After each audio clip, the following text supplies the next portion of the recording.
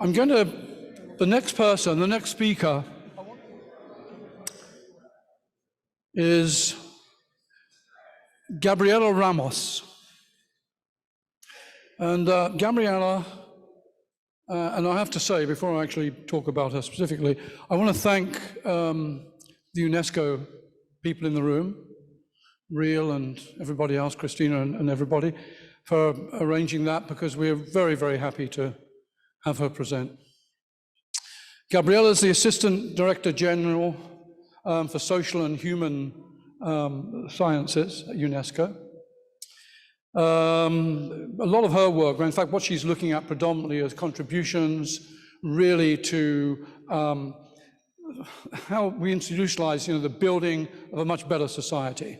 And particularly, I think she works from the aspect more of peace and social development and so on. And she's done some amazing work in areas that all of us are specifically interested in relating to, whether that's gender equality or youth development, other areas such as the promotion of values, obviously, and divergent values, right, which is sort of critical, diverse values. So we're not just taking one aspect of values, but very global values, and looking how we can sort of unify them or improve them for all.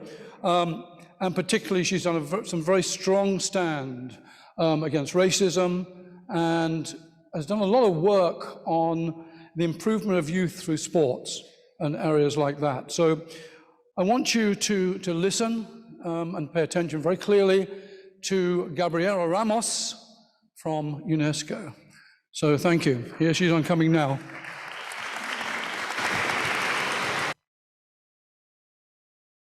Dear colleagues, partners, and friends of the World Future Studies Federation, it is an honor and a privilege to be able to speak to you today. This World Conference marks an especially important milestone in the relationship between the WFSF and UNESCO. The seed for the Global Futures Literacy Network, that is in full bloom today, was planted at the first World Futures Conference decades ago.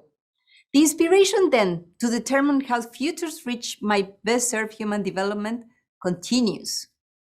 From there, future studies began to grow at the global scale. In 1973, the WFSF was officially established and has continued to flourish ever since. On behalf of UNESCO, I want to thank you all over for the last 48 years for your efforts. From trailblazers in the futures field such as Eleonora Barbieri Massini to our influential thought leaders of today, this forum has made important contributions in many domains, from research and teaching to community engagement and global collaborations across a widespread spectrum of thematics. A special thanks here to Eric Overland and the organizing committee for this year's conference. Today, as we confront the greatest health, economic, and social crisis ever, I am convinced that UNESCO and the WFSF is key to understand better our past and reflect on our future. This collaboration should contribute to humanity's capacities to embrace the openness of futures. How to do this? By cultivating futures literacy as a capacity that is universal and that is available to all people. Developing this capability of using the future requires a collective effort from us all to continue to enable a confident and open-minded approach to the future. And the futures we imagine are powerful and merit careful collaboration. The futures that we are constantly imagining direct everything from what we pay attention to, what we care about, what we value, what we are afraid of, and this is often linked to the unknown. Perception precedes action, and our imagined futures have an extensive impact on what we see and further the meaning, the attention, and the importance we attribute to what we see, including how do we interact with change. Change that, as painful as it can be, teaches something about our own aspirations. The changes that eliminate oppression, the changes that enable well-being for all. Change is always there. And so, if we are to welcome change, we must be open-minded. So many of our images of tomorrow lock us into seeing and acting in ways that simply extrapolate the past or the familiar, what we already know, to the future. But we must become better able to invent new assumptions, new frames for imagining what is there to come. And more today, when we need more different answers, to use the futures as we explore our imagination of the possibilities and how to solve the challenges we face. For example, when the Prime Minister's office in Uruguay dives into the rich field of cultural futures, they explore new avenues for action. New horizons shed light on new pathways, alternative starting points arising from previously unimagined endpoints.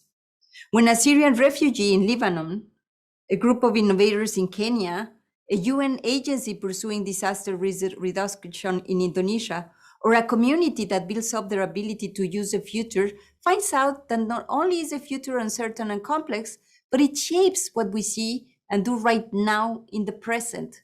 We can change things. At UNESCO, we recognize futures literacy as an inherent human capability, as the ability to consciously anticipate. Futures literacy enables to observe and understand better, much better, why and how we imagine the future. In other words, why and how we anticipate the things to come. We believe that everyone can and should learn it. It's a survival kit if we consider not only the COVID crisis, but the climate crisis that is here with us today. Over the past decade, UNESCO's social and human science sector has worked in futures literacy, and this is a testament to these efforts. We have connected a global network of practitioners and researchers. We have run hundreds of carefully co-designed futures literacy laboratories, guiding participants to consciously use their anticipatory capabilities and gain futures literacy. Our partners range from local communities, universities, public and private agencies, as well as the whole UN system. Together, we have laid the foundation for a truly democratized and self-sustaining model, generating the momentum through which futures literacy will become accessible to all. This vision to democratize futures resonates strongly with the recent efforts of many world leaders, from the Secretary General of the United Nations to the G20 leaders, to find ways to reinvent and reinforce crucial global public goods. These are our shared resources, like a hospitable climate and common rules for harnessing the potential of everything from artificial intelligence to cross-border travel and many other issues.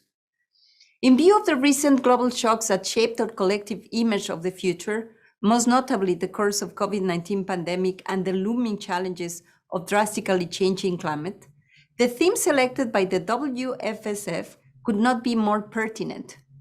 The inevitability of uncertain change has become irrefutable to all of us.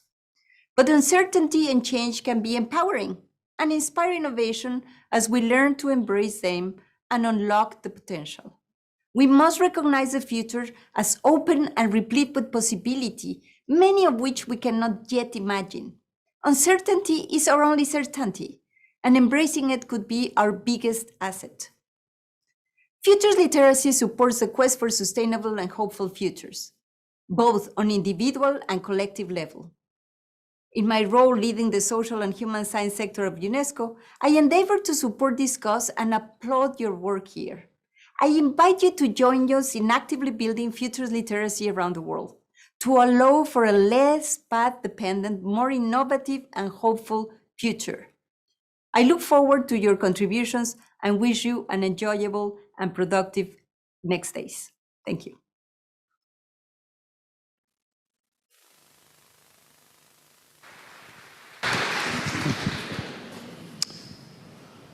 Thank you, Gabriela.